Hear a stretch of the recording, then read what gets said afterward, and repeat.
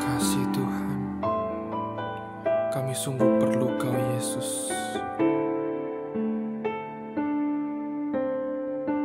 Kemanakah kami mencari kasih sejati? Kemanakah kami berseru saat badai datang menderu?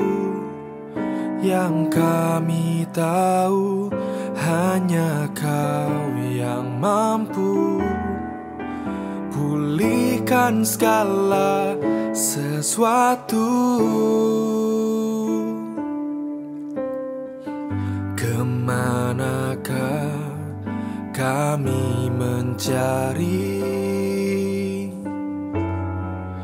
kasih sejati? Kemanakah kami berseru saat badai datang menderu?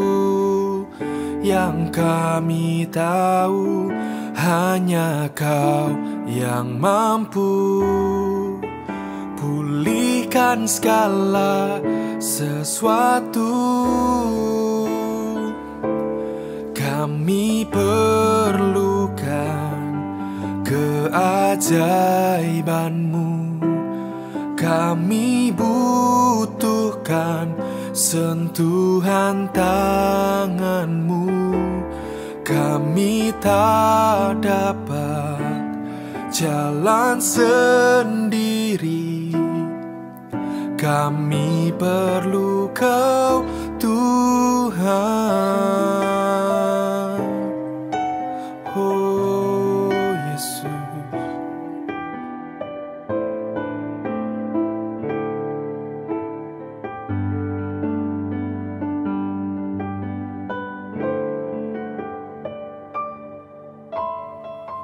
kemanakah kami mencari kasih sejati? Kemanakah kami berseru saat badai datang menderu? Yang kami tahu hanya Kau yang mampu pulihkan segala sesuatu.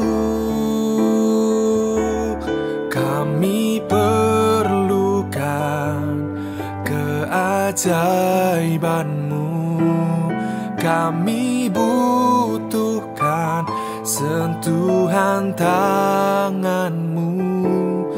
Kami tak dapat jalan sendiri, kami perlu Kau Tuhan.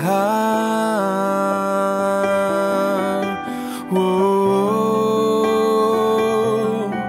haleluya Yesus, kami perlu Kau Tuhan.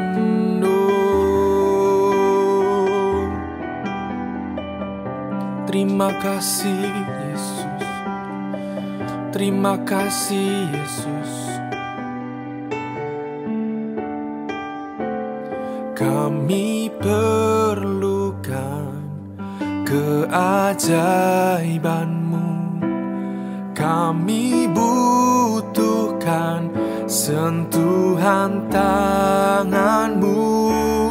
Kami tak dapat jalan sendiri, kami perlu Kau Tuhan.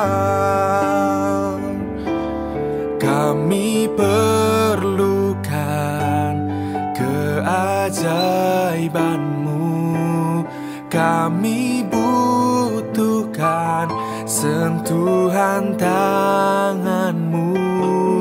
Kami tak dapat jalan sendiri, kami perlu Kau Tuhan.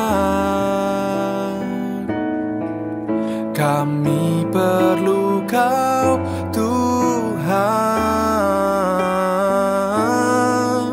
Kami perlu Kau Tuhan.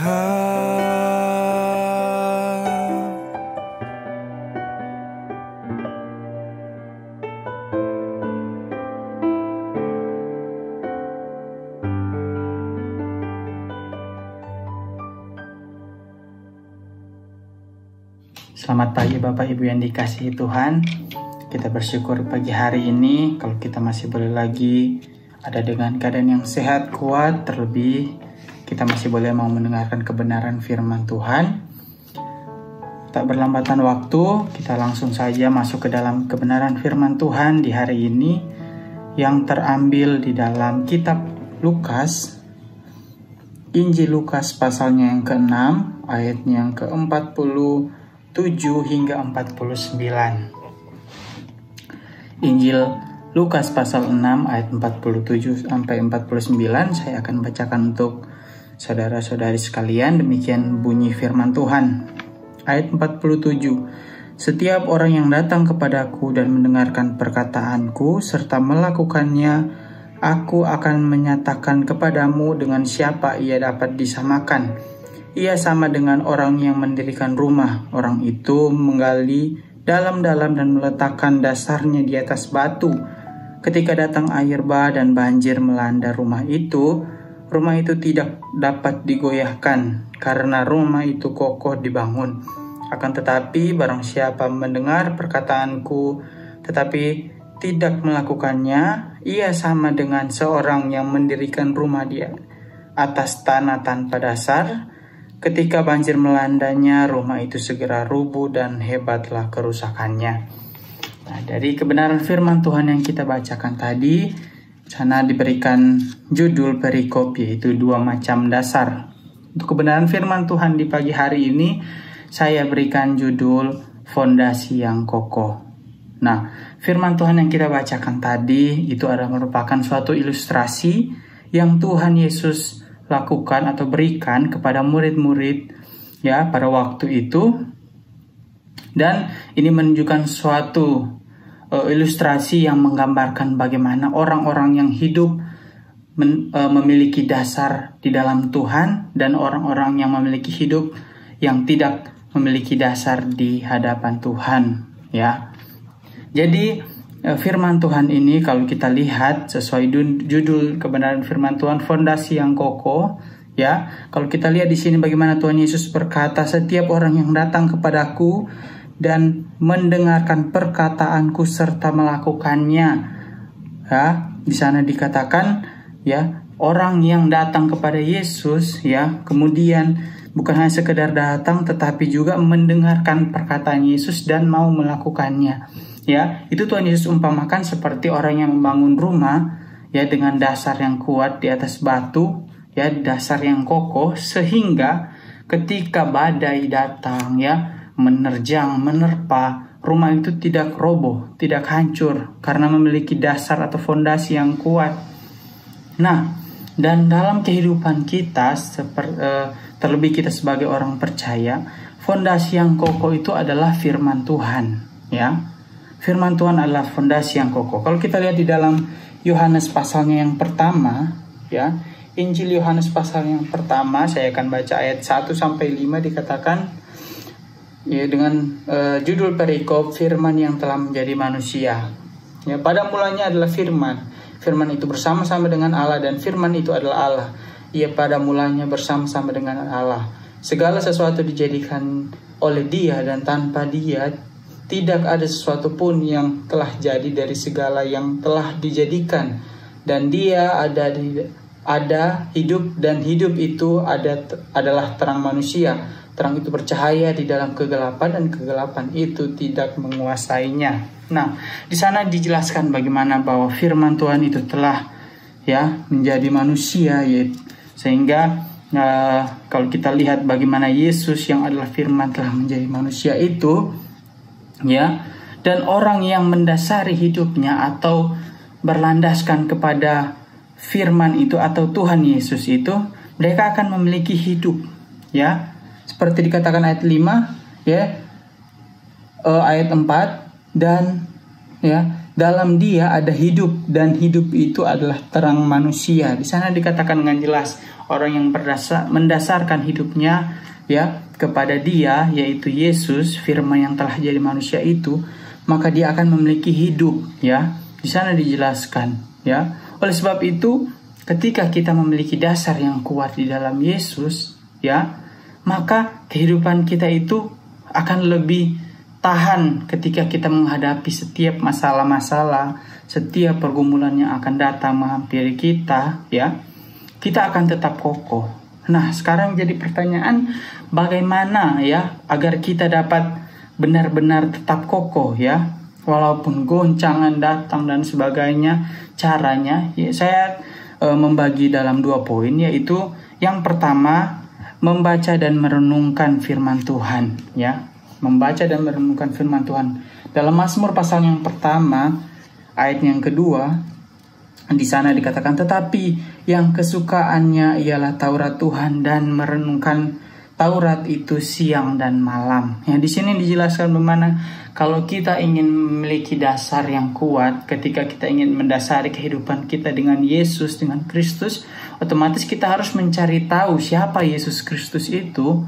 Ya, cara kita mencari tahunya adalah dengan kita membaca dan merenungkan firman Tuhan, ya. Seperti dikatakan, firman itu telah menjadi manusia, ya, menjadi Yesus sendiri. Dan cara kita untuk mencari tahu Yesus itu adalah dengan membaca firman Tuhan ini, ya. Oleh sebab itu, kita harus mendasari kehidupan kita dengan rajin membaca dan merenungkan firman Tuhan, ya. Dengan begitu kita akan mengetahui, ya, bagaimana Kristus itu, ya, bagaimana pertolongan Tuhan itu datang ketika kita mau berharap kepada Tuhan, ya.